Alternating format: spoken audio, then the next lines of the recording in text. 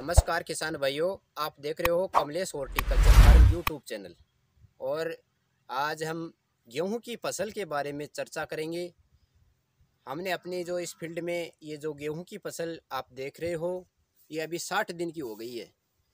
बहुत सारे किसान भाइयों की परेशानी है कि उनके गेहूं पीले पड़ रहे हैं, बढ़वार असामान्य हो रही है। तो इसकी भी चर्चा हम इस वीडियो में करेंगे। तो किसान भाइयों, हम गेहूं की बिजाई की बात करते हैं तो हमारे यहाँ पर नवंबर माह में गेहूं की बिजाई है वो की जाती है।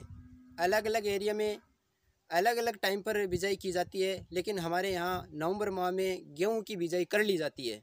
तो किसान भाइयों, हम जब गेहूं की फसल लेते हैं तो पहला तो यह है कि हमें उन्नत और अच्छी क्वालिटी का बीज हमें मिलना चाहिए।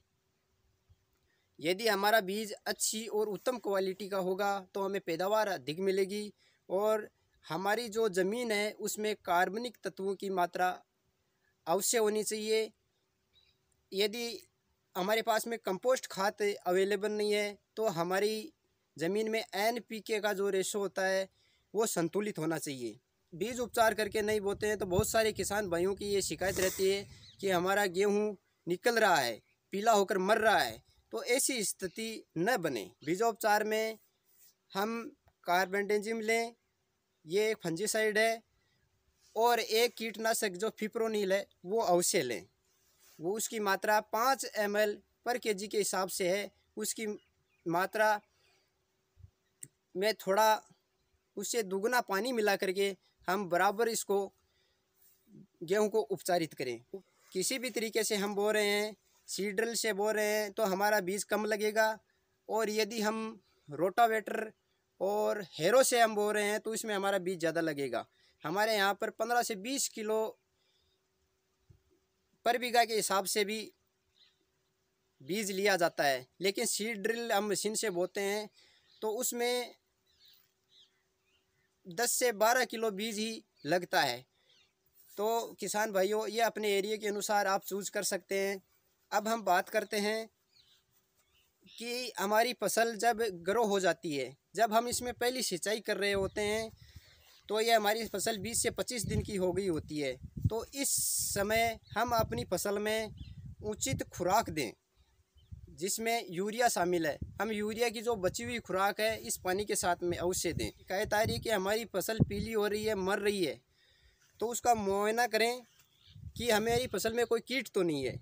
यदि हमारी फसल में कीट की वजह से दीमक का प्रकोप यदि हो रहा है तो हम इसमें क्लोरोपाइरीफॉस ले सकते हैं या थाइमेथॉक्सोम इसका प्रयोग कर सकते हैं। इससे हमारी फसल है उसमें कीट का जो प्रकोप हो रहा है वो कम हो जाएगा और हमारी जो आगे जो आने वाली जो उपज है वो बढ़ेगी। किसान भाइयों, बहुत सारे किसानों की ये समस्या रहती है कि हमारी फसल की बढ़वार एक समान नहीं है। तो इसका एक कारण है कि हम बिजाई से पूर्व जिंक का प्रयोग नहीं करते हैं। यदि हम जिंक का प्रयोग करते हैं तो हमारी फसल की उपज पर बहुत अच्छा प्रभाव पड़ता है, हमारी फसल उपज अच्छी होती है। तो यदि हमने पहले किया है तो अच्छी बात है, यदि नहीं किया है और हमारी फसल की बढ़वार अच्छी नहीं हो रही है, एक समान नहीं हो रही है, तो हमें जिंक का प्रयोग करना चाहिए।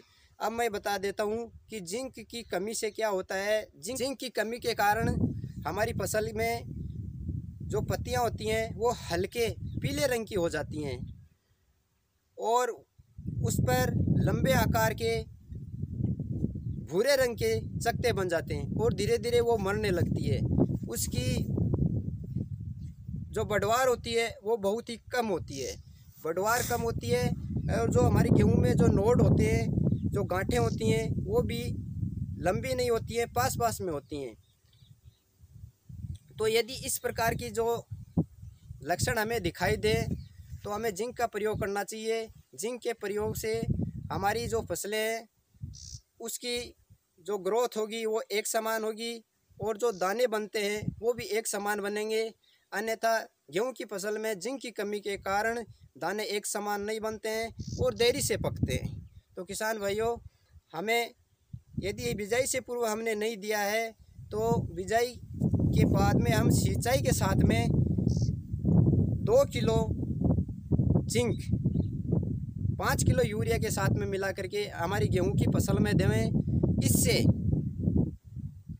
हमारी गेहूं की फसल की उपज बढ़ेगी। फसल की बालियों में गेहूं के दाने दूधिया होते हैं, तो हमें NPK का यदि हम कर सकते हैं तो स्प्रे करना चाहिए, अन्यथा 1 किलो पर बीघा के हिसाब से हमें सिंचाई के साथ में दे देनी चाहिए। इससे हमारी उपज बढ़ेगी